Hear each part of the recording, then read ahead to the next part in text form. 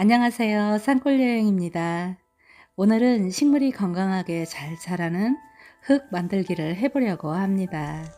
올해에는 하지 말까 게으름을 피우다가 이제야 텃밭으로 나왔습니다. 찬바람만 쌩쌩 불고 있는 텃밭에 뜨끈뜨끈한 온기를 저와 함께 채워주어 볼까요? 김장을 하고 난 텃밭은 조금 쓸쓸해 보이는 이런 모습이지요. 눈이 서복이 쌓인 텃밭도 있을 것 같은데요. 오늘의 작업은 눈이 있어도 괜찮습니다. 제 텃밭 가까이에서 한번 보실까요? 지금 보이는 유기물들은 여름에 수확한 옥수수태입니다. 옥수수 잎사귀는 모두 분해가 되었고요.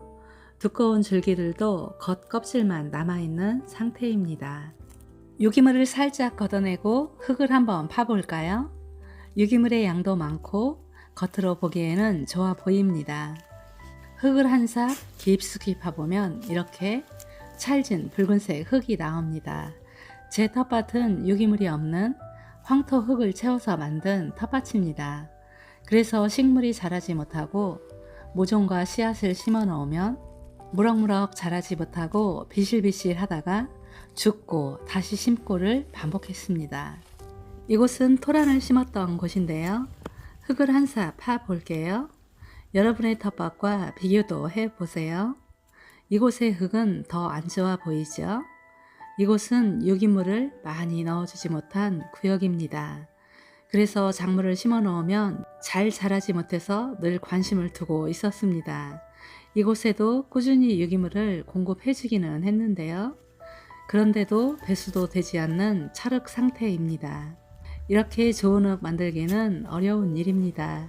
올해 한번 해주면 좋은 흙이 만들어지겠지? 너무 큰 기대를 하시면 안 됩니다. 장소를 조금 이동해 보았습니다. 이곳의 흙도 한번 살펴볼까요? 겉의 흙도 참 좋아 보이죠? 속의 흙은 더 보슬보슬합니다. 조금 전에 보았던 흙과 비교해 볼까요? 같은 흙으로 만들어진 텃밭인데요. 이렇게 다른 흙이 되어 있습니다. 그래서 흙도 관심을 가지고 꾸준히 관리해주면 이렇게 큰 변화를 볼 수가 있습니다. 이렇게 배수가 되지 않는 찰흙도 관리를 받으면 차츰차츰 변해갑니다. 식물을 사랑하고 가꾸시는 분들이라면 좋은 흙 만들기는 꼭 해야 됩니다. 이제 좋은 흙 만들기 시작해 보겠습니다. 먼저 텃밭에 남아있는 채소들을 수확부터 해줍니다. 이런 채소들은 수확해서 겉절이를 해도 고소하고 맛있고요. 살짝 데쳐서 나물 무침을 해도 맛이 좋답니다. 이건 쪽파입니다. 겨울 잡초 속에 묻혀 있네요. 여기저기 한 포기씩 남아있는 쪽파도 모두 뽑아냅니다. 그리고 밭 가장자리에 심어줍니다. 밭은 이렇게 준비해 두고요. 산속으로 갑니다. 겉에 낙엽을 걷어내고요. 낙엽이 분해되어서 부들부들한 부엽토를 한 줌 가져옵니다. 이 부엽토 속에는 건강한 미생물들이 아주 많이 살고 있습니다. 그리고 한 곳에서 채취하지 않습니다. 환경이 다른 여러 곳에서 채취해야 더 다양한 미생물들을 내 텃밭으로 가져올 수가 있습니다. 그래서 저는 해마다 다른 산에서 산속의 부엽토를 한 줌 가져와서 사용하고 있습니다. 그리고 부엽토를 가장 쉽게 활용하는 방법도 소개해 드리겠습니다. 이 통 속에는 식물 영양제가 가득 들어 있습니다. 뚜껑을 열어 볼게요. 놀라지 마세요. 하얗게 떠 있는 것들은 구더기들입니다. 이 통 속에는 열매 채소와 잡초, 유통기한이 지나서 먹지 않는 육류와 생선들을 채우고 물을 채워 두었습니다. 가득 채운 유기물들을 누군가가 도와주어야 식물 영양제가 만들어지는데요. 그 일들을 구더기가 해주었습니다. 액비를 만들 때 구더기가 생기는 것을 두려워하시면 안 됩니다. 이 액비는 식물의 많은 양을 사용해도 부작용이 없답니다. 이제는 산에서 가져온 부엽토를 액비통에 솔솔 뿌려줍니다. 그리고 살짝 섞어주고요. 이대로 잠시 둡니다. 오늘 사용할 자재입니다.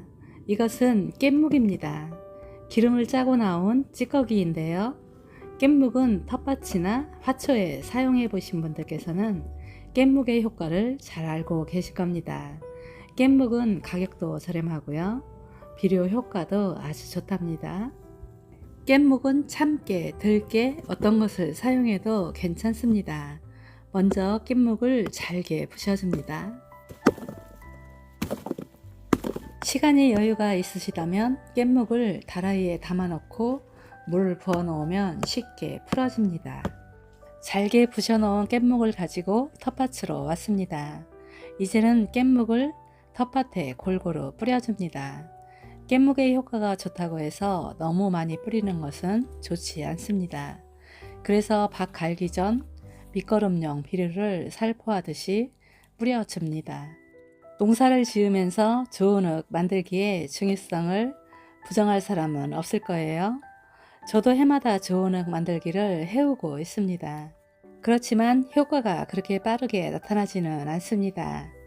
요즘은 좋은 비료, 좋은 영양제가 정말 많이 나오고 있습니다.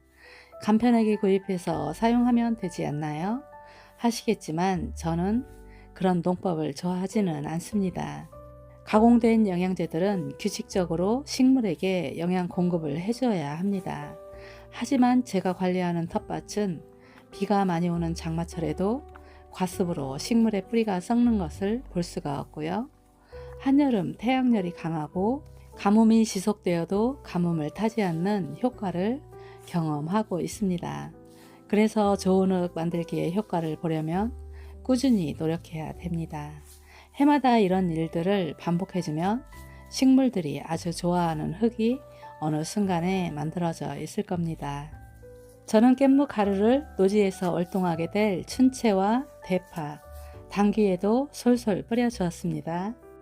이곳은 배수가 잘 되지 않는 토양입니다. 배수가 되지 않는 찰떡처럼 뭉쳐져 있는 흙에서는 작물의 생육이 불량해질 수밖에 없습니다. 그래서 통기성과 배수성을 좋게 하기 위해서 방앗간에서 왕겨를 구입해 왔습니다. 요즘은 왕겨를 인터넷에서도 소량씩 판매를 하고 있으니까요. 편리하게 구입하시면 될 것 같습니다. 왕겨를 사용하는 방법도 이렇게 토양에 뿌려주면 됩니다. 배수가 불량하고 왕겨의 양이 많다면 듬뿍 넣어주시면 효과가 좋을 겁니다. 식물들을 살펴보면 가늘은 실뿌리들이 많을수록 열매도 많이 달려주고요. 병충해에도 강한 것을 저는 경험하고 있습니다. 올가을 배추를 재배하시면서 무름병 때문에 고생들 많이 하셨지요? 저는 비닐 멀칭도 하지 않고 배추를 병들지 않게 고소한 배추로 키워서 김장을 했는데요. 토양을 잘 관리했기 때문이라고 생각을 하고 있습니다. 농사도 알아야 할 것들이 참 많습니다. 그래서 공부를 하면서 기본적인 것들을 이해하면 농사 짓는 재미를 느낄 수가 있게 될 겁니다. 흙의 배수 문제만 해결되면 농사가 잘 된다는 것은 모두 알고 있는 상식입니다. 작물을 심기 전 흙을 뒤집고 곱게 갈아준 다음 씨앗을 파종하는 것도 흙 사이사이에 작물의 뿌리가 쉽게 뻗을 수 있도록 물과 산소의 흐름이 원활하게 만들어지기 위한 작업입니다. 내 토양이 배수가 잘 되지 않는다면 올해에는 왕겨를 한번 사용해 보세요. 그리고 왕겨도 아주 좋은 유기물입니다. 이번에는 또 다른 유기물을 사용하려고 합니다. 제가 가을이면 꼭 사용하는 낙엽입니다. 여러분께서도 가을 낙엽 많이 모아두셨나요? 이런 좋은 자재들은 제철이 아니면 구하기 어려운 것들입니다. 그래서 가을이 되면 저는 더 부지런해진답니다. 이렇게 자연에서 얻어지는 유기물들은 토양에 많이 넣어줘도 부작용이 없습니다. 저는 여건만 된다면 많이 넣으라고 권장하고 싶습니다. 제가 지난 겨울에 아주 많은 낙엽을 텃밭에 뿌리고 올봄 여러가지 작물들을 키워보았는데요. 아주 큰 효과를 보았습니다. 정원을 가꾸거나 작은 텃밭을 관리하다 보면 아주 좋은 부산물들이 많이 나옵니다. 그래서 꼭 낙엽이 아니어도 시기별로 나오는 것들을 흙 속에 넣어주기만 하면 됩니다. 이렇게 쉽게 모아서 뿌려주기만 하면 되니까요. 너무 쉽죠? 이번에 사용할 자재는 양계장에서 나오는 퇴비 개분입니다. 개분을 구입해서 몇 개월 발효시키면 이렇게 뽀얀 미생물이 번식되고요. 개분의 지독한 냄새도 사라집니다. 개분은 질소 효과가 아주 좋은 퇴비인데요. 그래서 잘못 사용하면 작물에 가스 장애를 입을 수가 있습니다. 그런데 저와 같이 겨울에 빈 밭에 사용하면 겨울 내내 땅속에 천천히 스며들게 되고 봄 작물 심기에도 아주 좋은 토양이 되어줍니다. 개분을 낙엽 위에 솔솔 뿌려줍니다. 미생물이 가득한 개분을 낙엽 위에 뿌려주면 낙엽이 빠르게 분해가 될 겁니다. 이제는 부엽토를 뿌려놓았던 액비를 사용할 차례입니다. 액비를 만들어 놓으셨다면 부엽토 한 줌 넣고 겨울 텃밭에 사용해 보시면 좋은 효과를 볼 수 있습니다. 물만 사용하지 않고요.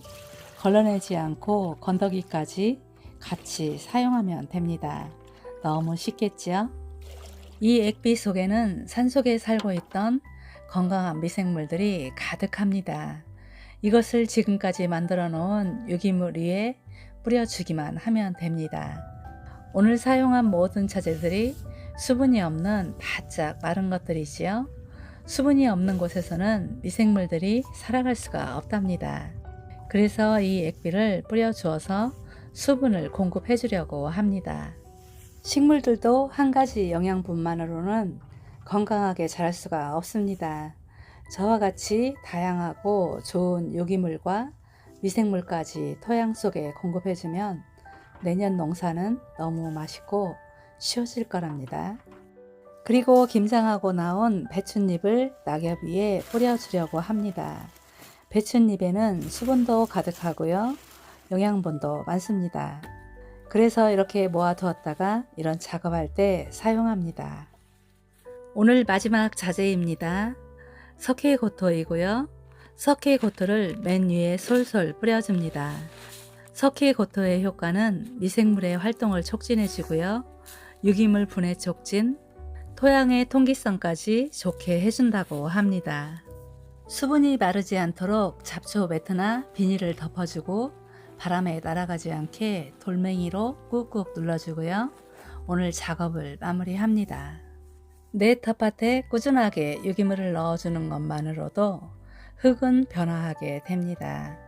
유기물은 겨울 텃밭에서 천천히 분해되고 흙과 섞이면서 지력이 좋아집니다.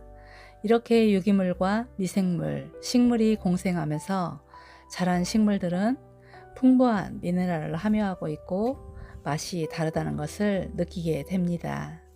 오늘은 좋은 흙 만들기를 해보았습니다. 병해충 걱정 없이 1년 농사를 쉽게 지을 수 있는 방법이니까요. 꼭 해보시기를 바랍니다. 오늘도 산골여행과 함께 해주셔서 감사합니다. 날씨가 점점 추워지고 있네요.